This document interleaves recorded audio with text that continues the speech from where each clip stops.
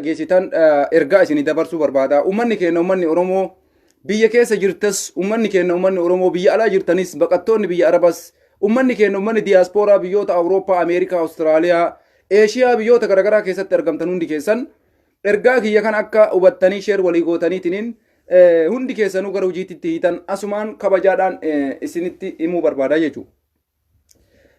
Duraan dursee wanni har'a nu fide akkuma argitan kana Oromoon yeroo isaatitti fayyadamuun beeknu nuti yeroon keenya eega wanni badde gizee kenna wanni jenna. Sila har'a uummanni keenya uummanni Oromoo yoo dhuguma du'a uummata keenya warra mana hidhaa jiru sanitti murteessin amma nam tokko hayyoota Oromootu mana hidhaa jira yoo jedhu hayyoota kamtu mana hidhaa jira nama siin jedhu jira. Nama akkasiisan namni hayyoota san hin beekne anas hin beektu. Hayyoo ani barbaadu san namni hin beekne footoo kana laaluu dandeessa. Yoo nama kanaan fotoon hayyuudhan jedhin Abiyyiin ati faarsitu sana ana biratti kottee qeensaa tanan ga'u. Sii galaa fotoona duubatti argitu kana fotoona duubatti argitu kun si biratti yoo hayyuun taane ana biratti Abiyyiin Ahmad kottee qeensaa ta kottee tarkaa tan osoo hin taane talukaa hin ga'u siin jechuu barbaadeeti. Sii galee namicha waa takka hin beekne kana dhiisi nama barumsa qabu hayyuu keenya eegati hin beekne nutis hayyuu kee hin beeknu jechuudha. Goota keenya eega hin beekne ati nutis goota kee hin beeknu jechuudha. Kanaaf uummanni Oromoo wayita isin Facebook irratti barreessitanii hayyoonni Oromoo haa hiikaman jettan hayyoonni Oromoo namni mana hidhaa jiru hin jiru warri siin jedhu kuni maal barbaadaniiti? Yaanii jara kana fixuudhaaf karoora qopheessanii lafa jiraa jechuudha. Isin ammoo Abiyyiin Jawaar hiika, Abiyyiin Baqqalaa hiika, Abiyyiin Ebaluun hiika jettanii warri biyya alaa jirtan ka Ameerikaa jirtu, ka Awurooppaa jirtu, biyyoota garaagaraa keessa ka jirtu akka waan uummata biyya keessatti qawwee matatti qabanii callisiisanii sillee akka waan faranjiin qawwee matatti si qabdee akka waan biyya faranjii keessatti namni qawweedhaan mana usi deebisee afaan kee lugaamattee akkuma hangaasaan jedhe shaaworii qorraaf oo'aa gosa gosaan dhiqachaa manatti ol deebitee shaawormaa kee doonarii kee akkuma jedhame gosa gosaan nyaataa hayyoota teenna qabsaa'ota keenya ilmaan Oromoo ji'a 10 guutuu mana hidhaa keessatti dararamaa jiraniif sagalee ta'uu dhabuu keessan uummanni diyaaspooraa onnee gubbarraa isinitti gaddaa jechuudha. Anarra wanni kana mara nagachiisisee dubbii diyaaspooraa kaasuu nageessite waa takka isin himuu barbaada. Namni Hacaaluu Hundeessaa ajjeese Andaargaachoo Tsiggee namicha jedhamu kana. Namichi Andaargaachoo Tsiggee jedhamu nama Hacaaluu Hundeessaa ajjeese. Nama Hacaaluu Hundeessaa ajjeesee Jawaar Mohammad ajjeesuudhaaf, Baqqalaa Garbaa ajjeesuudhaaf, Mohammad Diksiisoo ajjeesuudhaaf, Koloneel Gammachuu Ayyaanaa ajjeesuudhaaf fuudhee awwaalee namicha Andaargaachoo Tsiggee jedhamu ka alaabaa Ameerikaa addabaabayii irratti imbaasii Ameerikaa Itoophiyaa jiru dhaqee gadi buusee ibiddatti qaba jedhe namicha kanatuuyyuu Hacaaluu Hundeessaa ajjeese. Namicha kanatuuyyuu Jawaar Mohammad ajjeesuudhaaf pilaanii baasee bira taa'aa jira. Dhugaan Oromoo dhawaatumaan as bayaa jirti jechuudha. Isinii galee namni Hacaaluu Hundeessaa ajjeese Andaargaachoo Tsiggeeti. Namni Jawaar Mohammad hidhee Andaargaachoo Tsiggeeti. Namni Hacaaluu Hundeessaa ajjeese Andaargaachoo Tsiggeeti. Yaa diyaaspooraa ka Ameerikaa jirtu, ka Awurooppaa jirtu dhugaan ta'e gadi sii baate namichi har'a alaabaa Ameerikaa gadi buusee guba jedhe kuni bor Jawaar Mohammad addabaabayii irratti ibiddatti qaba. Bor Hacaaluu Hundeessaa lafee isaa qabrii baasee guba. Bor Baqqalaa Garbaa addabaabayii irratti ibiddatti qaba. Kana caala maaltu sii hafe? Itoophiyaan Ameerikaan maal balleessite? Ameerikaan maaluma balleessitee alaabaa Ameerikaa gadi buusee ibiddatti qaba jedha. Namichi Andaargaachoo Tsiggee jedhamu ka Hacaaluu Hundeessaa nyaate, ka Jawaar Mohammad hidhe, ka Koloneel Gammachuu Ayyaanaa amma sa'aatii kanatti tana buutee isaa dhabamsiise. Maqaa Itoophiyaatiin, maqaa Itoophiyaa qabachuudhaan ummata Oromoo lafarraa duguuguudhaaf, ummata Tigraay lafarraa duguuguudhaaf, adda durummaadhaan biyya san keessatti namni ummata keenya fixuudhaaf Jawaar Mohammad ijatee san duratti addabaabayii irratti ibiddatti qabee gubuudhaaf. Abiyyi Ahmad waliin tasaf maamma'ee farramee namni taa'aa jiru Andaargaachoo Tsiggee Biraanuu Naggaati. Ilmoo namaa takka taatee diyaaspooraa biyya ambaa keessa jirtu taatee har'arraa hiriira waamtanii gadi baataniitiniin waan har'a dalagamaa jiru kana yoo balaaleffanne addunyaalleen gulana si biran dhaabattu, addunyaalleen gulana si jalaan dhageettu. Yaa Oromoo yoo akkuma Andaargaachoo Tsiggee jedhe san Itoophiyaa ijaaruu barbaadde, yoo Jawaar Mohammad akka amma inni jedhe sanitti ibiddatti qabuu barbaadde, yoo Baqqalaa Garbaatitti ibidda qabuu barbaadde callisii afaan kee qodaaladhu akkuma namichi jedhe dhaqii imbaasii Ameerikaa dhaqii alaabaa Ameerikaa gadi buusii ibiddatti qabe. Ameerikaan har'a yakka maalii qabdi? Mootummaan kuni namicha kanatu akka Tigraay irratti lolli banamu godhe Andaargaachoo Tsiggee kun jechuudha. lolli Tigraay irratti akka banamu ka godhe Andaargaachoo Tsiggeeti. Mariin paartilee siyaasaa waliin akka hin godhamne ka godhe Andaargaachoo Tsiggeeti. Abiyyiin Ahmad taa'ee uummata Oromoo waliin akka marii takka hin goone namichi godhe Andaargaachoo Tsiggeeti. Daani'eel Kibriitii miti. Daani'eel Kibriit amantiidhaan malee waa'ee Oromoo keessatti namni adda durummaadhaan uummata Oromoo lafarraa fixuudhaaf Hacaaluu Hundeessaa ajjeesee Jawaar Mohammad faa gubuudhaaf ibiddaan guyyarraa qulaanii baasee taa'aa jiru namicha kana jechuudha. Ani waan takka isinitti hima. Yoo gadi baatan gadi ba'uudha. Yoo gadi ba'uu baattan hin fakkeessina. Abiyyi deeggarree jirra jedha warri diiyaasporaallee. Abiyyi waliin dhaabataa jirra jedha. Abiyyi waliin Itoophiyaa ijaaraa jirra jedha. Abiyyi waliin Jawaar ajjeesaa jirra jedha. Abiyyi waliin Baqqalaa ajjeesaa jirra jedha. Abiyyi waliin hidhamtoota siyaasaa achitti dararaa jirra jedha. Gaafa guyyaan ga'e achitti Abiyyi waliin Jawaar fannifna jedha. Diiyaasporaan hundi keessan kana murteessaa mana keessa ol dacha'aa ta'a. Yoo ka kanan taane taate gadi baatee har'arraa hiriira labsuu sirra jira. Alaabaa Ameerikaa gadi buusee guba namichi jedhe kuni dhiiga Hacaaluu Hundeessaattu isa keessaa dubbata. Rakkoo inni ilmaan Oromoo uummata Itoophiyaa irraan gayaa jirutu isa keessaa dubbate. Namni yakka kana mara Abiyyi dalaysiisaa jiru. Namni badii Itoophiyaa keessatti dalagamtu maqaa Itoophiyaatiin akka Abiyyiin Itoophiyaa diigu, akka Abiyyiin Oromoodhaan xilaata ta'u, akka Abiyyiin biyya san balleessu namichi godhe Andaargaachoo Tsiggeeti. Alaabaa Ameerikaa dandeettii kamiin gadi buusee guba. Taarika kamtuuyyuu jira ka alaabaa namaa gadi buufnee gubna jedhu. Namichi kun xaqlaa ministeerii miti bar. Paartii morkattootaati bar. Paartii morkattootaati. Namichi kun osoo har'a dhufee akka tarraa ta'ee aangoo Itoophiyaa bulchuu argate. Ummata Oromoo bakka takkatti tallaajaa walitti nu qabee karra nutti cufee gaazii nutti firfirsee ibiddaan nu gubaa bar. Andaargaachoo Tsiggee kun jechuudha bar. Namichi har'a osoo falmituu ta'ee paartii morkattootaa ta'uu dhaqee alaabaa Ameerikaa gadi buusee ibiddaan guba jedhu kuni osoo har'a aangoo argatee Abiyyi Ahmad irraa aangoo fudhate waan inni nuu qopheesse argaa jirtan. Kanaaf ni balaaleffanna. Alaabaan Ameerikaa Itoophiyaa keessatti gadi buufamtee gubachuu ummanni Oromoo ni balaaleffata. Diiyaasporaan Oromoo ni balaaleffata. Tsinfanyaa Andaargaachoo Tsiggee ni balaaleffanna Oromoon. Ilma Oromoo taate namni dhuguma akka warri biltsiginnaa jedhu san hayyuun hidhaan jiru yoo ka jettu taate malee. Hayyuu kennatu hidhaa jira.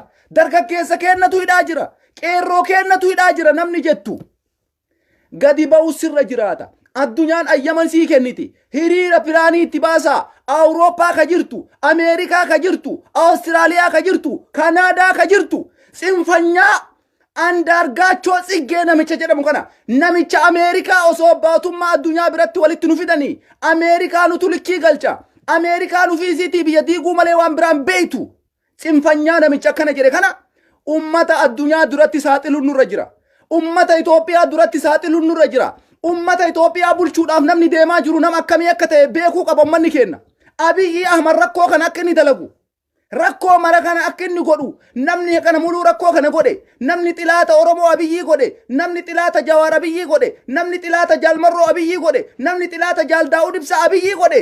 Andaargaachoo Tsiggee kanaa jechuudha har'a dhugaan rabbii badhe baatee lallabaa jirti. Nama kumaatamatuuyyuu jira ka as bayanii hin dubbanne. Ka waan har'a Abiyyiin dalagaa jiru kana ol dalagaa jiru. Ka isa duubatti dhokatee jiru. Namni fakkaattonni akka Andaargaachoo Tsiggee kuni hisaaban qaban biyya san keessatti. Abiyyiin irra humna gayaayu jara biratti jechuudha. Mee namichi kun har'a maal hambise? Maal hambise Oromoo? Maal jechuu isaati? Ameerikaan maal balleessite? Maal balleessite Ameerikaan? Nagaya buusii, tasgabbii uumii, waa mara irratti mariitu si barbaachisa. Filannoon kun filannoo faayidaa hin qabne. Paartileen siyaasaa filannoo kana keessa hin jirani. Filannoo bu'aa takka hin qabne kophaa kee geggeessuun hin ta'u jetteen malee Ameerikaan Abiyyi Ahmad ati sirrii hin jirtu. Maaliif filannoo ummata hiita? Maaliif ummata dararta? Ameerikaan kana gaafatte yaa ummata kenna ummata diiyaasporaa hattan ummanni biyya keessa jiru osoo tokkummaan qabaattanii osoo tokkummaadhaan jiraattanii waan Andaargaachoon Tsiggee jedhe kana balaaleffachuutu irra jira ummanni Itoophiyaa. Warrummaan biyya keessa jiru jechuudha. Kana gochuu hin dandeettan hin beeyna. Eeshi Xayyib ummanni diiyaasporaa maal eegaa jirtan? Maaluma eegaa jirtan ka Ameerikaa keessa jiraataa jirtan har'a baqattoonni Oromoo yoo har'a ummanni Amaaraa tsinfanyaan jaraa biyya qabaatee Itoophiyaa galuudhaaf karoora qabaate eessatti galuuf teettan diiyaasporaan kenna ilmaan Oromoo warri Ameerikaa jirtan? Gaafa alaabaan Ameerikaa imbaasii Itoophiyaa keessatti gadi buutee ibidditti qabame eessatti galuu barbaaddan warri har'a Abiyyiin falmaa jirtan? Warri Ameerikaa keessa teettanii Abiyyi falmaa jirtan? Warri Awurooppaa teettanii Abiyyi falmaa jirtu? Biyya tamitti galuuf teetta? biyyuma tam qabda biyyuma tam qabda ummanni kun ibidda hudduu keessa si kaa'ee ibidda si qabuuf deema eessatti galuuf har'a wayita alaabaa Ameerikaa gadi buufnee ibiddaan gubna jedhan diyaaspooraan Ameerikaa jirtan baqattoonni Itoophiyaa ummanni Oromoo biyya biraan qabdan itti baqattan biyya baqaa keessa jirtan har'a yoo mootummaan Ameerikaa fuudhee biyyatti si deebise Abiyyiin halkan takkaan ibidda si qabee lafarraa si balleessa maa callistee harka kee marattee teetta ka Awurooppaa jirtu Jarmanii Faransaa Noorwee Siwiidin Ingiliiz biyya hunda warri jirtu akkamitti teettee sinfanyaa akkanaa kana ka alaabaa Ameerikaa gadi buufnee ibiddaan gubna imbaasii Ameerikaa dhaydhee jedhu kana maaf callistanii teettanii ilaaltan haganuma muluu dirqama bakka Abiyyii deeggarra jettanii labsattanii gadi baatanii fakkeessuun faayidaan qabu eega yeroon tare gizee kanatti ummanni keenya bakka jirru maraa waan kana xiiqiidhaan dura dhaabachuun nurra jira jedhan nuti har'a ummanni keenya ummanni diyaaspooraa biyya alaa jiru baqattoonni Oromoo keessattuu biyyan qabdan isin biyyi teessan Oromiyaadha Itoophiyaan taharraa caaluu hundeessaa ajjeeftee dhugaa isii gaafannee dhabne tana Jawaar Mohammad hiitee hayyuu kamtu hidhaa jira siin jetti Baqqalaa Garbaa hiitee hayyuu kamtu hidhaa jira siin jetti Jaal Daawud Ibsaa uggurtee hayyuu kamtu uggurame siin jetti sinfanyaan akka Andaargaachoo Tsiggee kuni alaabaa Ameerikaa ibiddatti qaba jedha eessa dhaquu edda Oromooti eessatti galuu edda gaafa mootummaan Ameerikaa baqattoonni Itoophiyaa na keessa haa bayan jedhe eessumatti galuuf deemtan ilmaan Oromoo Ameerikaa keessa jirtan har'a cal jettanii afaan keessan qadaaddattanii mataa keessan akkana marattanii teettan akka waan biyya qabdanii wallaahi nagarramaana dhugaa rabbiititti sinfanyaa kana gadi waan balaaleffachuun nurra jira osoo sanumaafuyyuu ta'e siyaasuma kennaafuyyuu jechuun rakkoma mootummaan kun ilmaan Oromoo irraan gayaa jiru hayyoota teeta mana hidhaa keessa dararamaa jirtu kaleessa Koloneel Gammachuu ayyaana mana hidhaa keessaa gadi baasanii nama 9 isaan waliin tana buutee dhabamsiisan harka keessan marattanii teettan diyaaspooraan Rabbi dhabama isin haa godhu maal abbaa keessanii teettan isin maal ummanni biyya keessatti rakkatee gara dhaqu dhaqee bakka deemu dhabee qawwee sodaatee gadi ba'u tuksi ol deebi'u tuksi gadi ba'u tuksi mataa facaasaa jiran ummata warra biyya keessa jiru ati ka diyaaspooraa warri bishaan qorraa gosa gosaan dhiqattu maa gadi baatee ummata keetii addunyaatti sagalee hin taane maaliif ummata keetii addunyaatti hin iyyine maaliif hayyuu keetii addunyaatti hin iyyine maal barbaaddaati Abiyyi deeggaruu jirtanii isinillee warri ummata sochoosaa jirtan warri har'a ummata keenya sochoosaa jiru ka Ameerikaa keessa jiru ka Awurooppaa biyyoota garaagaraa Ingiliiz jirtu ka Faransaa jirtu ka Noorwee jirtu ka Jarmanii jirtu maali ka Abiyyiitu harka si keessaa qaba akkamitti hayyoota keetii sagalee ta'uu dhabda akkamitti gadi baatee filannoon kun filannoo sobaati filannoon kun filannoo kijibaati filannoo wayituu hin jiru jettanii agarraatitti hiriiruma tokko chamaanuu waamina rakkoo qabdan isin marti keessan har'a ammoo dubbiin achi bira tartee jirti gaafa alaabaa Ameerikaa sinfanyaan akka Andaargaachoo Tsiggee akka Biraanuu Naggaa kuni alaabaa Ameerikaa fi alaabaa Awurooppaa gadi buusanii ibiddaan guban gaafa san bakka itti galtu laalladhu diyaaspooraa yoo kana falmachuu barbaadde har'a gadi ba'ii balaaleffadhu har'a gadi ba'ii ijjannoon mootummaan Itoophiyaa irra jiru Andaargaachoo Tsiggee sinfanyaa maafiyaa Itoophiyaa keessa jiru kana balaaleffachuutu sirra jira balaaleffachuu qabda Oromoo bakka jirtu mara warri biyya keessa jiru warra biyya alaa jiru dhiisi nam tokko ummata keenya jeesii yoo jedhe mootummaan tokko yakkan qabu bar kaleessa Abiyyi Ahmad gaafa addunyaan Tigraay irratti lolan banini lolli hin barbaachisu mariisii wayyaa mariidhaan furmaata godhi jettuun sinfanyaa akka Andaargaachoo Tsiggee kanatuyyuu durriyyee waliin marii maalii goota ashabbaarii waliin marii maalii goota jedheen lola irratti bansiise har'a ammoo hayyoota Oromoo mana hidhaa keessa jiran akka hiikaman wayita jettee addunyaan gaafattu hayyuu maaltu mana hidhaa jira sinfanyaa akka Jawaartu mana hidhaa jira durriyyee akka Jawaar Mohammaddu mana hidhaa jira kashlabbee akka Baqqalaa Garbaattu mana hidhaa jira ka akka Koloneel Gammachuu ayyaanaattu mana hidhaa jira jarri kun durriyyeedha Itoophiyaan jaalatanii jara kana gadi baafnee gaafa aangoo keenya mijeeffannee ibiddatti qabna ka jedhu Andaargaachoo Tsiggee Abiyyi Ahmad walii farramanii Jawaar fa'aatti ibidda qabuudhaaf guyyaa eeggataa jiran jechuudha ijibbaata kee gahi Oromoo yoo dandeesse wayita har'a addunyaan si waliin dhaabataa jirtu wayita Ameerikaan si waliin dhaabattu wayita Awurooppaan si waliin dhaabattu yoo har'a gadi baatee sagalee keenya dhageessifanne yaa diyaaspooraa wannummaan ati qabsootti jira Oromoodhaa qabsaayaa hayyuu kiyyaa qabsaayaa jettee amma booda nuti dubbattuuf takkallee hin jiru keessattuu warri Ameerikaa keessa jirtan wanni har'a dubbatame wanni har'a Andaargaachoo Tsiggee dubbate mee nam tokko amman amanu waan anuufii kiyyarraa sobuufaa itti fakkaata wallahi billahi alaabaa Ameerikaa dhaqee imbaasii sanirraa gadi buusee ibiddatti qaba jedhe namichi ibidda maaliif kana mara ga'e jaalala Itoophiyaa qabuufi biti Aangotu isa maraache. Namicha kana kaleessa Abiyyitu biyyatti deebise. Abiyyitu kaasee biyyatti galche. Jawaar Mohammad Hacaaluu Hundeessaa hin ajjeese. Dhaggeeffadhaa. Hacaaluu Hundeessaa namicha kanatu ajjeese. Itti aansee ammoo hayyoota keenya warra mana hidhaa jiran akkamitti hiikamanii akkamitti Ameerikaan jarri kun hiikaman jetti akkamitti Itoophiyaan si qofa Itoophiyaan Andaargaachoo Tsiggee qofa namni Itoophiyaa jaalatu ibba Itoophiyaan nati ayiddaraadarim jedha ushataam hin kijiba Itoophiyummaaf akkana godhataa hin jiru ummata Oromoo lafarraa balleessuuf akkana godhata akkamitti biyya tokko kana gaa buusii tasgabbii uumi nama ajjeesin nama akka godhi jettu waan akkasii dalaga kanaaf jarana ummanni keenya ummanni diaspora gadi baya hiriira walirraa hin cinne wal fakkaataa waama ni balaaleffanna waan Andaargaachoo Tsiggee jedhe ni balaaleffanna tsinfanyaa jechuun isa kana dhiigaa Hacaaluu Hundeessaa lulluuqate namicha dhiigaa Hacaaluu Hundeessaa kutatee nyaate Andaargaachoo Tsiggee guyyaa waliin nu gaya guyyaan akkanatti dhiiga kee ila kubbaayyaatti naqannee dhuynu ni dhufa abbo guyyaan dhiiga kee kubbaayyaan dhuynu ni dhufa isa namni Hacaaluu Hundeessaa nyaate namicha kana namni hacee nyaate والله وقسما بالله أورمو أمانة نميتش كانت أجيسي هجالو هر أستانان جوارفا بقلافا همزة بورانا فانيا چوداف نميتش بلاني باسا جرونا مكانا نم أبيجي جلت لوكتي دي ملالامي ور أبيجي جلت لوكتي مكا إتوبياسين إني إتوبيانو إني إتوبيانو جن وشتامي إتوبياس فلقم إتوبيان كجيبا تكالين جرتو إتوبيان جرتو إتوبيا أمتا بيساني هندافتاتو مالي إتوبيا Andaargaachoo Tsiggee qofaa miti Itoophiyaa Biraanuu Naggaa qofaa miti Itoophiyaa Abiyyi Ahmad qofaa miti Itoophiyaa Jawaar nyaattu Itoophiyaa Baqqalaa nyaattu Itoophiyaa Hacaaluu nyaattu Itoophiyaa weellistoota Oromoo artistoota Oromoo nyaattu abadan ni balaaleffanna Oromoo yoo har'a gadi baatee hin dubbanne ati ni kijibda bilisummaan barbaaddu wallahi waqasaman billahi dhugaasii fi malaa yoo ati har'a nama taatee nuti waan mootummaan Itoophiyaa dalagaa jiru kana keessa hin jirru Oromoon cunqurfamaadha Oromoon salphataadha ajjeefamaa jirra maqaa shaneetiin maqaa abaa'oo shaneetiin maqaa abbaa torbeetiin tsinfanyaan Amaaraa lafarraa nu balleessaa jira ka akka Andaargaachoo Tsiggee ka akka Biraanuu Naggaa jara kana yoo balaaleffanne guyyaan ati balaaleffattu takka illee jiru ani wallaahi billaahi yoo ummanni keenya diaspooraa keessa jirtan warri dargaggeeyya keenya sochoosaa jirtan warri qeerroo keenya bakka buutee Awurooppaa hunda Awurooppaa biyya 28 Ameerikaa fi Kanaadaa Awustiraaliyaa keessa jirtan sa'atii torbee dhuftu kana keessa bakka hundatti hiriira itti qabattanii mootummaa walii galtanii hiriira nu waamin isintuu kijibdoota isintuu Jawaar gurgurate isintuu du'aa Hacaaluu Hundeessaatitti gammachuu qaba isintuu akka ummanni Oromoo naman taane harka keessaa qaba waan kaleessa godhaa turtan godhaa har'allee waan kaleessa ifaajaa turtan godhaa galmaan hin geenne ganaa kararra jirtan walakkaa karaayyuu hin geenne nuti waan dandeenneen ummata keenya biyya keessa jiru sagalee ta'uudha hayyoota keenya sagalee ta'uudha ummata Oromoo biyya keessa dararamaa jiru sagalee ta'uudha tsinfanyaa akka Andaargaachoo Tsiggee ni balaaleffanna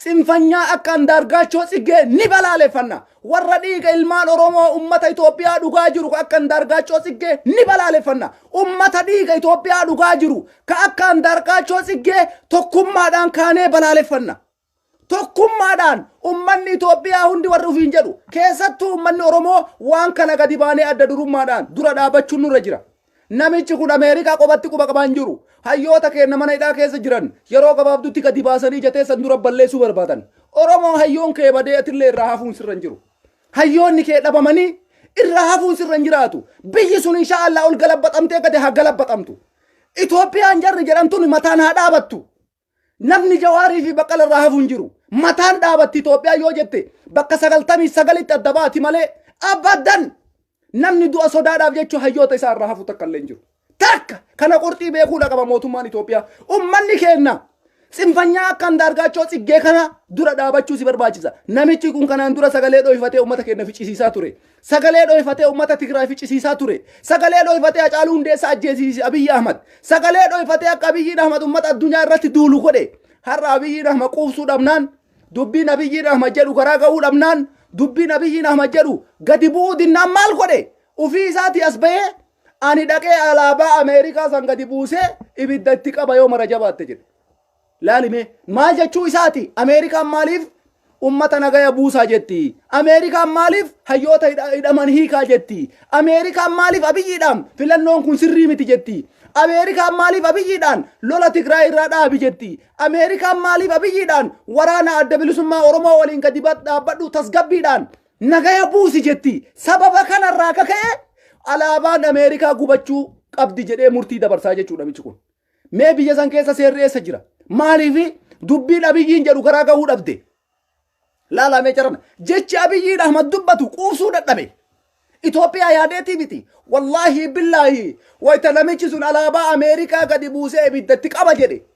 Akka waan Jawaar Mohammad gubateetitti ilaalean. Akka waan Baqqalaan Garbaa gubateetitti ilaalean. Akka waan qeerroo fi qarreen Oromoo mana hidhaa jirtu hundi gubatteetitti ilaalean. Maalirraa kaka'e? Mootummaan Ameerikaa uummata nagaan ajjeesin hayyoota Oromoo hidhaman hiiki. Gadi taa'ii paartilee siyaasaa waliin marii godhi. Filannoo walabaa geggeessi jedhee wayita Ameerikaan isa gaafatu maaliif jecha kana la gaafataniif wayita dhaqee alaabaa ibiddatti qaba jedhu. Jawaar gubuudha kun. Baqqalaa gubuudha. Qeerroo fi qarree 50 mana hidhaa jirtu ibiddaan gubuudha. Ilmaan Oromoo bakka Itoophiyaa jedhaman san keessa jiran gubee balleessuudha. Andaargaachoo Tsiggee. Paartii Izeemaa Biraanuu Naggaa ofiin jedhu kuni osoo biyya qabate osoo aangoo argate ummata Oromoo kana kanatti mooraa takkatti naqee seenaa kaleessaa seenaa mililiksan isinitti deebisa jechuudha. Harka muraa jedhan san ibiddaan isin guba kun. Kuni gaaziidhaan isin guba. Isini galee namichi har'a akkamitti har'a ummanni tokko gadi taa'ee mari'adhu nama namaan jedhu alaabaa akkasii gadi buusee akkasii guba jedha. Maal jechuu? Xiqqoo malleen saalfatu ummanni. Xiqqishuma isiillee. Ameerikaan biyya akkasii diide. Ameerikaan biyya akkasii diide. Maal goote Ameerikatu dhaqii Tigraay lolli jedheeni abiyyiidhaan. Ameerikatu Jawaar hidhi jedheeni abiyyiidhaan. Ameerikatu Hacaaluu ajjeesi jedheeni abiyyiidhaan. Mee naafi mi'a Andaargaachoo Tsiggee ushataamii kabkaabbaa. Ameerikatu kana jedhee. Ameerikatu godhee kana mara waan biyya san keessatti ta'e lola Tigraay irratti baname Ameerika banee waraana Shaabiyaa Ameerikatu Itoophiyaa seensise. Daangaa Itoophiyaa Suudaaniidhaan waraana Suudaanii fidee ka Itoophiyaatti naqee Ameerikaadha. Innaa taachuun libda. Kijibduudha kunniin ushataamii daddabochi ummanni Oromoo wareegama barbaachisu kafaluu isinirra jiraata. Wareegama barbaachisu. Warri biyya keessa jirtanillee hagana caalaa sodaachuudhaan qabdan. Gaafa Jawaar jetee duratti gubatu. Gaafa Baqqalaan Garbaa jetee duratti gubatu. Gaafa Hamzaan Booranaa jetee duratti gubatu. Jireenyi sitti haafu. Jireenyi sitti haafu. Jireenya dama booda jiraatu takka illee hin jiru. Gadi baay'ee qabsaa'e ilmaan kijibduu hayyuu kamtu mana hidhaa jiru warri nuun jettan yoo hin beekne fotoo kana laalii baradhu wasak. Ilma zinaadha. Waan takka warri hin beekne fotoo kana laali yoo hayyuu hin beekin hayyuu mana hidhaa jiru yoo hin beekne kana laali. Si galee waan takka osoo hin beekne akkanumaan hayyuu maaltu mana hidhaa jire hayyuun keessi abiyyii qofa. Yoo abiyyii qofa beekti abiyyii qofa beeka jedhi nurraa baradhu eenyutu mana hidhaa jira jedhi nu gaafadhu. Barreessinee sii kennina waraqaa. Haywaan akka harreetitti sammuu harree baattee deemtu. Ummata waa takka hin beekne jechuudha. Sini galee yoo abiyyii qofa hin beekin warra hidhaa jiru nurraa baradhaa. Eenyutu mana hidhaa jira jedhi na gaafadhu anatu barreessee sii kenna. Waan hin beekne keessan galina. Yoo beekte hin beekta. Yoo hin beekin ammoo hin beeku. Wallaalaadhaati kaleessallee. Si galee Amaarri isinarra jala fiidan tun boru ibiddatti qubuddutti isin keetti. Ummanni Amaaraa isinarra jala fiidan tsinfanyaan akka Andaargaachoo Tsiggee ka dhiigaa Hacaaluu Hundeessaa dhuge ka dhiigaa Hacaaluu Hundeessaa lulluuqate abiyyi yaadeetii miti. Akkam godhee abiyyi dhabamsiisarra dalagaa jira. Andaargaachoo Tsiggeetii fi Biraanuu Naggaa akkam godhee abiyyi Ahmad achi dhabamsiisee aangoo fudhadhaaf dalagaa jira malee alaabaa Ameerikaa gubuu hin danda'u. Osoo gubeellee wama takka wanni isaan fidan takka hin jiru huccuu guban malee Ameerikaan gubne. Si gala kanaaf ummanni keenya diyaaspooraan biyya alaa keessa jirtan hiriira yeroo gabaabduu keessatti waamtanii gadi baatanii filannoon kun filannoo sobaati jecha mootummaan Itoophiyaa jedhe Andaargaachoo Tsiggee alaabaa Ameerikaa ibiddaan guba jedhe ni balaaleffanna tsinfanyaadha maafiyaadha shabbaariidha shororkeessaadha kuni biyya bulchuun qabu kuni paartii siyaasaati miti tsinfanyaadha kun maafiyaadha kun Andaargaachoo Tsiggee seeraan to'atamuudha qaba. Andaargaachoo Tsiggee seeraan gaafatamuudha qaba. Andaargaachoo Tsiggee yoo olaantummaan seeraa jiraate seeratti dhiyaachuudha qaba. Jarana kaleessa Daani'eel Kibriititti duulaa turtan. Har'a kanatu isinii dhufe kunoo. Daani'eel Kibriit akkas jedhe. Kana hoo maal jettaniin? Ka gadi buusee alaabaa biyya tokko ibiddaan guba jedhu. Ka gadi buusee alaabaa akkas godha jedhu. Itoophiyaa yaadeeti miti. Itoophiyaadhaaf ka yaaddumaaf laga hin buufne. Namni Itoophiyaa jaalatu. Lolan jaalatu Itoophiyaan nagaa barbaaddi. Itoophiyaan ummata Itoophiyaa sabaaf sablammii biyya sanii ofitti qabdee nagaa buusuu barbaaddi. Alaabaa Ameerikaa gubi, alaabaa Jarmanii gubi, alaabaa Faransaa gubi, alaabaa Ingiliis gubi, alaabaa gamtaa Awurooppaa gubi, min taamaxaallee hushataami daddableeba. Ibidda natti qabe namicha kana wallahi akkana kubbaayyaan si dhuga osoo si argadhe. Andaargaachoo Tsiggee jechuudha. Namicha kana namni Hacaaluu Hundeessaa nyaate. Namicha kana namni Hacaaluu Hundeessaa ajjeese. Oromoo irraan socho'in. Andaargaachoo Tsiggeeti. Seeratti nuu dhiyaachuudha qaba. Har'as deebisee hayyoota Oromoo Koloneel Gammachuu Ayyaanaa deebisee ilmaan Oromoo nama 9 Mahammad Diksiisoo dabalatee iddoo tana buutee namni dhabamsiise namichuma kana. Argaa jirtan waan inni dalagu. Argaa jirtan waan inni jedhe. Dhageeffataa jirtan. Warri hin dhageeffatinis dhageeffadhu. Yaa banii Aadam. Namicha kana namni ilmaan Oromoo lafarraa dhabamsiisaa jiru. Namni hidhamtoota teenna siyaasaa akka mana hidhaatiin baane godhaa jiru namicha kana. Oromoo dammaqi. Oromoo dammaqi. Diyaaspooraan Oromoo dammaqi. Keessattuu gizee kanatti gadi bayii u'uu jedhii sagalee dhageessifadhu. Filannoon kijibaa kun abadan inuman taane. Abiyyi Ahmad filannoo kijibaa Andaargaachoo Tsiggee waliin. Tsinfanyaa kana waliin. Tsinfanyaa akka Biraanuu Naggaatiif Andaargaachoo Tsiggee. Warra Itoophiyaa diiguudhaaf marxifatanii. Warra Oromoo dhabamsiisuudhaaf marxifatanii ka'an. Warra ummata Oromootiif ummata Tigraay lafarraa duguuguudhaaf marxifatee ka'e keessaa tokko Andaargaachoo Tsiggeeti. Andaargaachoo Tsiggee የአማራ ጽንፈኛ ነው። አማራ ሳይወክልም አማራ ላይ በከምቡ ዱጋ ሲንት ማን አማራስ በከምቡ ነሚች ኩኒ ነማ ሀጫሉ እንዴሳ ኛቴዳ ዲጋ ሀጨቱ በውዳፍ ደመ ኩሎላ ሰዱማ ረት ላላ ዱጋን ሀጫሉ እንዴሳ ኡታልቺሱ ጀመረ ጅረ ዲኒ ሀጫሉ እንዴሳ ወራ ሀጫሉ ኛቴ ወራ ሀጫሉ አጄሴ ዲኒ ዛ ኡታልቺሱ ጀመረ ጅራ ሀራ አንዳርጋቾ ሲጌ አመቦደን ወር ካምባቱ ቀበምቴ ጅርታ ከሌሳ ፎቶ ከቆፋ ቢያ ማወሊን ሰርጋ ቱሬ ከሌሳ ፎቶ ከቆፋ አብያ ማወይ ተተር ከሰላመተ ፉቴ ወሊን ዳበቱ ፎቶ ከቆፋ አርጋ ቱሬ ሀራ ጀቻት ጀቹፊ ዋላቲ ኦኔ ከሰደላይቱፊ ዋላቲ ኡመተ ኢትዮጵያቲፍ ኡመተ ኦሮሞ ጎዳ ጅርቱ ቀበተመት ገዲባቴ ኑ ዱበተ ጀቹዳ አታራ ቢቃቲ ከሚን አላባ አሜሪካ ገቡሱ በርባድ ቢቃቲ ከሚን አላባ አሜሪካ ገዲቡፍቴ አላባ አሜሪካ ጉቡ በርባድ አሜሪካ ማስ በለሲቴ hidhamtoota siyaasaa hiiki jechuun alaabaa Ameerikaa si gubsiisa. Lola dhaabi jechuun alaabaa Ameerikaa si gubsiisa. Tasgabbii uumi jechuun alaabaa Ameerikaa si gubsiisa. Biyya san keessatti nagaa aabuu jechuun rakkoo maalii qaba? Rakkoo takkaayyuu hin qabu. Kunniin warra Itoophiyaatti amanuu miti. Warra aangootti amanu. Nu malee namni hin jiru. Nu malee Itoophiyaan hin jiru. Itoophiyaan na qofa. Ineenoo Itoophiyaa. Leelaa Itoophiyaa yellam. Ushataamiidha kunniin. Hin kijibaan. Kanaaf Oromoo dhugaan baatee jirti. Hacee namni nyaate Andaargaachoo Tsiggeeti. Hacaaluu namni ajjeese Andaargaachoo Tsiggeeti. Irraan socho'in tokkummaadhaan gadi bayii falmadhu diyaaspooraan biyya alaa jirtu hiriira dachi sochoosiin kan namni kumaatamni irratti argamu iddoo mararratti nu waamamuudha qaba. Ameerikaa Minisootaa magaalota hundarratti Kanaadaa bakka hundatti ni balaaleffanna. Tsinfanyaa akka Andaargaachoo Tsiggee Itoophiyaa hizb አይወክልም። አንተ ጽንፈኛ ነው የሀጫሉ ደም የጠጣ ሰው ነው አንዳርጋቸው ጽጌ ማለት ነው ሌባ ነው ውሸታም ነው ኢትዮጵያ እየፈረሰ ያሉ እንደ አንዳርጋቸው ጽጌ ሰዎች ናቸው ስለ ኢትዮጵያ ምንም አያውቅም አንዳርጋቸው ጽጌ ሌባ ነው ውሸታሚ ነው ውሻ ነው አንዳርጋቸው ጽጌ ኢሳ namni ኢትዮጵያ ዲጋ ጅሩ ኢሳ namni ሀጫሉ እንዴሳ ኛቴ ኢሳ namni ዲጋ ሀጨ ዱኬ ዱጋንቴ ሲገልቴ ኦሮሞ ጉማ ከባፈዱ ከይ dammaqii bakka jirtu mara gumaa kee baafadhu kun har'a Hacaaluu nyaate koloneel gammachuu nyaachuudhaaf dhabamsiisee jira sigalee koloneel gammachuu ayyaanaa nyaachuudhaaf tana buutee dhabamsiisee jira nama sagalii Mahammad Diksiisoo nyaachuudhaaf tana buutee dhabamsiisee jira hayyoota teen mana hidhaa jiranillee tartiibumaan itti deemaa jira Oromoo yookaan Oromummaa kee waakkadhu yookaan akka ilma namaa tokko gadi bahii qabsaayi yookaan maqaa Oromoo kana ofirraa lafa kaayi yookaan akka ilma namaa tokkotti qabsaayi goota kee walii wareegama barbaachisu kafalii bilisummaa goonfadhu. Ani wanni isinii dhaamu kanuma. Ummanni keenya ummanni diyaaspoora yoo ka hiriira waamuu taatan taate isin marti keessan bilisiginnaa ta'uuf deemtan. Wannummaan isin gizee wanni badee hiriira waamtaniif hin jiru. Yeroo har'a addunyaan ijji addunyaa marti abiyyirra jirtu.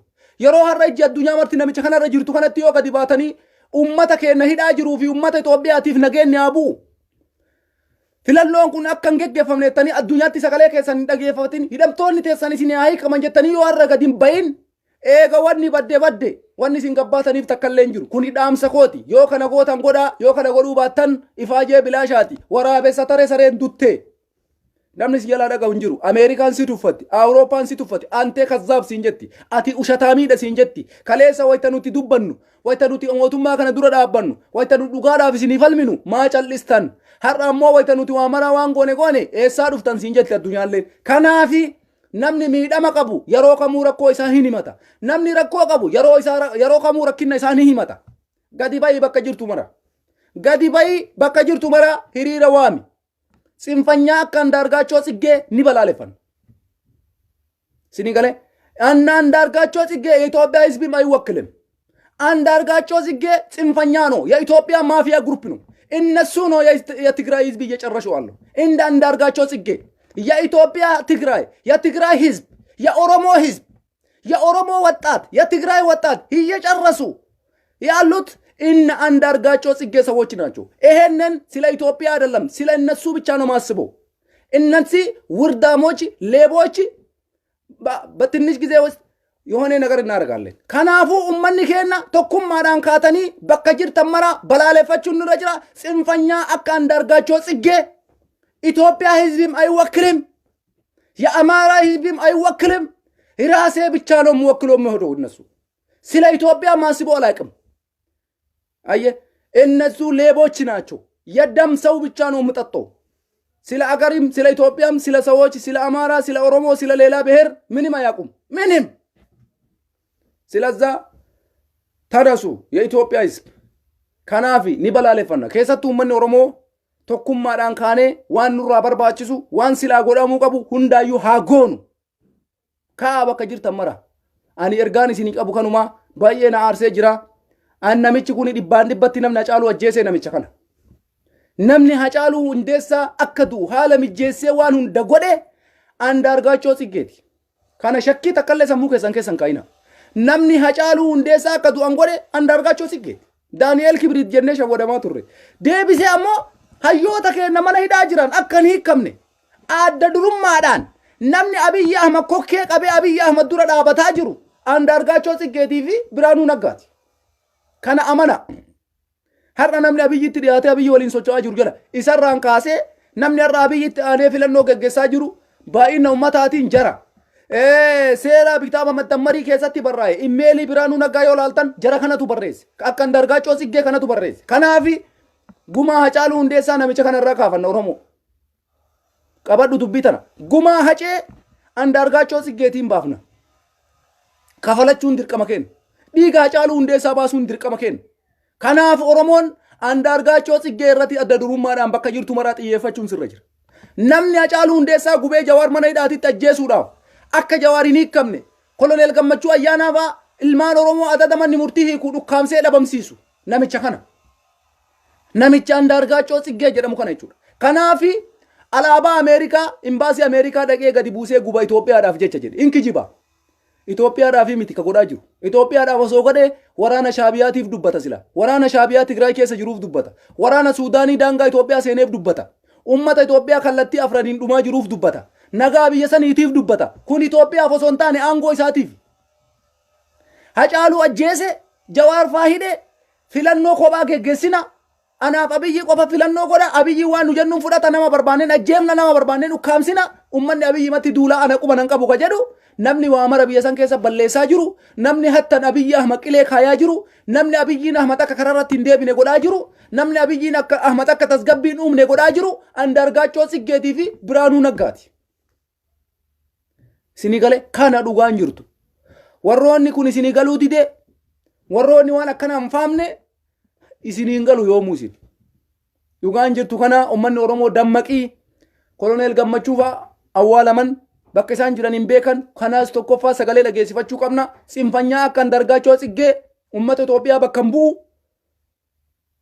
Itoophiyaan isan beeytu innis Itoophiyaan beeku ni balaaleffanna filannoo Itoophiyaa keessa geggeeffamaa jiru adda durummaadhaan dura dhaabbanna tokkummaadhaan baya Ameerikaa Awurooppaa Kanaadaa biyya hunda keessa ilma Oromoo taatee dhugumatti quuqama Oromoodhaa qaba hayyoota mana hidhaa jiran sunna ilaallata abbaan jettu gadi bayii falmadhu yoo ka kanan goone taate rabbi rahmata isinii haa godhu wannumaan gootanillee hin jiru harakaatii godhuun hin barbaachisu gizee bira gizeen amma yeroon amma wanni godhamuu qabu kanumaa ergaan kiyya kana warroonni hudduu keessan hin dhiqanne ilmaan wasakaa ilmaan zinaadhaa wanni isin fiddan takka illee hin jiru quba keessan hudduu keessa of kaayaa tuqaa funyaan keessan uladhaa isiniin jedha kanumaa ergaadhaan isinii dabarsu wannan isiniin jechuu barbaadu kanumaa ummanni keenya gadi bayaa gumaa hacee gaafadha gadi bayaa hayyoo keenya akka hidhaman gaafadha ammoo nama Hacaaluu ajjeese argattanii jirtan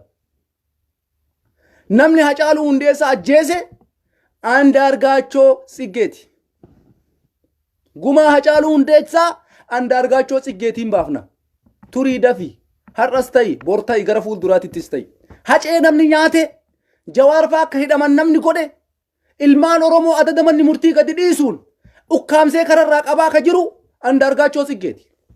Andaargaachoo Tsiggeeti. Kana bakka kanarraan socho'iin Oromoo marti.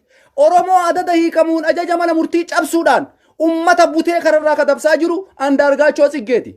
Hidhamtoonni siyaasaa akkan hiikamne ka godhaa jiru Andaargaachoo Tsiggeeti. Itoophiyaa keessatti nageenyi akkan buune ka godhaa jiru Andaargaachoo Tsiggeeti. Abiyyi Ahmadis qilee kaayee Itoophiyaallee qilee kaayaa ka jiru Andaargaachoo Tsiggeetii fi Biraanuu Naggaati. Jazbaawwan akkanaa kana badhaadhina ofiin jedhaa bilchiginnaan ofiin jedhaa biyya namni diigaa jiru jara kana. Kanaaf Oromoon dhugaa isaa haqa gootota isaa jara kanarraa baafachuu sirra jira jechuudha. Kanaaf gadi baanee dhugaa jirtu addunyaatti haa himnu hiriirri nagayaa haa waamamu warroonni Oromoo hooggantan warroonni qeerroo Oromoo hooggantan ka biyya Awurooppaa biyya Ameerikaa Kanaadaa Awustiraaliyaa bakka kamuu jirtu hiriira qopheessitee itti qabdee ummata keenyaan gadi bayi hayyoota keetii sagalee ta'i Oromoodhaaf sagalee ta'i Oromiyaadhaaf sagalee ta'i jechuun sirra jiraata.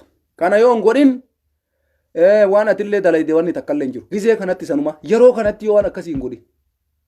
Sini galee yeroo kanatti amma qilleensi mijjaawaadha. Koronaa qofa maaskii keessan godhattanii maaskii qofa uffattanii yoo baatan haalli qilleensaa amma biyyoota Awurooppaa hundarratti baay'ee bareeda. Qorri hin jiru maaliin hin jiru roobni illee haa jiraatu garuu wanni hiriira bahuu nama dhoorgu takka illee hin jiru jechuudha. Ayyamni gara seeraa irraa godhamnaan. Kanaaf hiriira qopheessuu isinirra jira. Ani gara kiyyaa dhugaan jirtu tanaa baga dubbattee siin jedha Andaargaachoo Tsiggee ka ummata nyaate Laamroot Kamaal homa takka harkaan qabdu namni Hacaaluu ajjeese Andaargaachoo Tsiggeeti amanaa jaran. Amana Daani'eel Kibriitis waa'ee amantiitiif masgiinni baay'ate maaliin baay'ate jedhee duula gara sadiin bane malee Oromoo lafarraa dhabamsiisaa ka jiru sabboontota ummata hayyuu biyya san keessa jiru ka butuchee dhabamsiisaa jiru Andaargaachoo Tsiggeetii fi Izeemaa warra ofiin jedhu paartii Biraanuu paartii Biraanuu Naggaa kanatu qola Abiyyi Ahmad jala dhokatanii ta'ufiitii televezyiinatti asin bayan ta'ufiitii asin mul'atan ummata fixaa turan. Amma ammoo dubbiin jabaattee jennaan waan godhan dhabanii jennaan Andaargaachoo Tsiggee kun as bahee dubbate. Kanaan dura namichi kun hin dubbatu. Argeen beekon takkaa waan inni haasa'u. Har'a haasofni inni haasa'e ummata Oromoo dhiisi ummata Itoophiyaa hunda ummata addunyaa hunda akka dallanu goote jechuudha. Alaabaan Ameerikaa waggaa meeqa Itoophiyaa keessatti jiran? Waggaa meeqa? Amata meeqa alaabaan Ameerikaa ambaasiin Ameerikaa nagayaan Itoophiyaa keessa ka jiraate? Har'a akkamitti namichi kun afaan irraa fudhatee alaabaa Ameerikaa gadi buusee guba jedha. Sila maal jechuudha kun? Na ajaa'ibaa bara. Yoomaa kafeetellee Ameerikaan dhiibbaa guute wanni sadarkaa saniin nama ga'u hin jiru. Ameerikaa akkaataa itti ofirraa deebisuu beeku man imbaasii san dhaqee gubaa alaabaa san gadi buusee gubaa alaabaa akkamii gubta alaabaa Ameerikaa maa akkamii gubama alaabaa amma Itoophiyaa biyyi takka gubuu hin dandeessu alaabaa Itoophiyaa imbaasii biyya ambaa keessa jiru namni gubuu danda'u takka hin jiru maaliif gubamti sirrii miti kun rakkoo jiru seeraan hiikama sadarkaa sanirra wanni nama geessallee hin jiru kuni harakaatii godhuudha akaabbaduudha dhiiga ilmaan Oromoo dhuguu baratanii akkasumatti qaldii itti fakkaatee waa maraa dubbatan jechuudha. Alaabaa Ameerikaa akkas godha jechi inni jedhu kuni Itoophiyaadhaaf osoo hin taane ilmaan Oromoo mana hidhaa jiran ibiddaan gubaadha kun. Ameerikaan maaliif waa'ee uummata biyya san keessa miidhamuu dubbattiidha kun. Kana dhugaan jirtu kana gumaa Hacaaluu Hundeessaa Andaargaachoo Tsiggeetiin baafnaa Oromoo qabsaayii warri bosona jirtanis namicha kana irratti nuu qabsaayaa ka biyya keessa jirtanis namicha kana nuu barbaada dhiiga hacee nuu baasa. Oromoo gammachiisa warri hidhattanii jirtan poolisiin Oromiyaa hayyoonni Oromoo poolisiin federaala keessa jirtu ka quuqama sabaa qabdu ka ilmaan Oromoo taate namicha kana irratti tarkaanfii nuu fudhadhaa namni Hacaaluu Hundeessaa ajjeese namicha kana Andaargaachoo Tsiggee namni dhiiga hacee jiise namni dhiiga hayyoota kennaa jiisaa jiru namni hayyuu Oromoo yoo hiikamu awwaalaa jiru namni dargaggeessi Oromoo yoo hiikamu dhabamsiisaa jiru. Namni hayyoonni kenna akka Jawaar Baqqalaa Hamzaa Koloneel Gammachuu Ayyaanaa Jaal Abdii Raggaasaa akka mana hidhaatiin baane godhaa jiru Andaargaachoo Tsiggeeti. Poolisii federaalaa ilmi Oromoo ka akka Huseen ka akka Mustafaa Huseen yoo jiraatte namicha kana irratti tarkaanfii cululuqaa fudhattee dhiiga Hacaaluu Hundeessaa baasuus irra jira. Warri kumuu ilmi Oromoo taatee namni kamuu jechuudha. Andaargaachoo Tsiggee adda durummaadhaan Itoophiyaa fi uummata Oromoo lafarraa fixaa ka jiru, uummata Tigraay fi uummata Oromoo lafarraa dhabamsiisaa ka jiru namicha kana. Tarkaanfiin cululuqaan irratti fudhatamuudha qaba. Kanaafi ergaan kiyya kana uummanni keenya immoo uummanni biyya alaa jirtan adda durummaadhaan waan kana balaaleffadhaa. Namni biyya Itoophiyaa diigaa jiru Andaargaachoo Tsiggeeti. Namni Abiyyiin akka Itoophiyaan bulchine Abiyyitti gufuu ta'aa jiru Andaargaachoo Tsiggeeti. Namni akka Oromoo harkatti biyyi diigamtu godhaa jiru Andaargaachoo Tsiggeeti.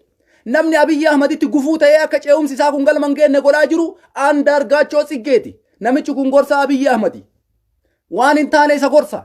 Mee ilaalaa waan inni isa gorsu alaabaa Ameerikaa gubi, alaabaa Awurooppaa gubi, alaabaa akkasii gubi. Biyyi tun biyya akkasiiti, biyya akkanaati jedhi. Akkanatti Abiyyi dogoggorsaa ture namichi kun jechuudha. Kanaafi ummanni keenya ni balaaleffannaa, hiriirri nu haa waamamuu, bakka jirtan maratti namicha kana irratti qabsaayaa, namicha kana irratti duulli haa banamuu, biyya keessallee warri jirtan, warri hidhannoo qabdanis ilmi Oromoo ta'ee qulfiin federaala keessa jirtu, ka poolisii Oromiyaa keessa jirtu, ka bosona jirtu ijoolleen abaa'oo barbaadamuudha qaba. Andaargaachoo Tsiggee gumaa Hacaaluu Hundeessaa namicha kanaan baafanna. Namni har'a alaabaa Ameerikaa guba jedhe bor alaabaa Oromiyaa guba jedha. Bor Oromiyaa guba jedha. Bor hayyoota Oromoo guba jedha. Itoophiyaa jedhee Itoophiyaadhaaf jecha Ameerikaa guba jedhe. Itoophiyaa jedhee Itoophiyaa jecha Jawaar guba jedhe. Itoophiyaa jedhee Itoophiyaaf jecha Oromiyaa gubuudhaaf deema. Waan kallaalitti ilaalin bilxiginnaa deeggaruu baadhu. Jechi namichi kun dubbate Oromiyaallee hin gubaadha. Oromoos hin gubaadha. Nama maqaa Itoophiyaatiin natti dhufe ani Itoophiyaadhaaf akkas godha jedha. Maali kijibna kana qabu jira? Itoophiyaadhaaf osoo waa godhuu barbaade silaa bar waa'ee waraana Shaabiyaa Tigraay keessa jiru haa ba'uu dubbata. Waa'ee waraana Suudaanii daangaa Itoophiyaa seenee Suudaaniin Itoophiyaa keessa jirtuu dubbata. Akkamitti har'a Itoophiyaadhaaf yaaddeeti? Kuni waan baay'ee nama gaddisiisu. Kanaafi galatoomaa baay'ee natti dhagaamee baay'ee na aarsee wallaahi billaahi qallaalii man aarre namicha sana agarraaniin jechuudha. Akka namichi kuni kanaan dura fotoo isaa qofa biyya waliin argaa turre jechi inni dubbatu kuni mataa nama garagalchaa. Kanaaf uummanni keenya tokkummaan haa jabaatu. Oromoo dammaqii diyaaspooraan hiriira waamaa sagalee haa dhageessifatu uummanni keenya.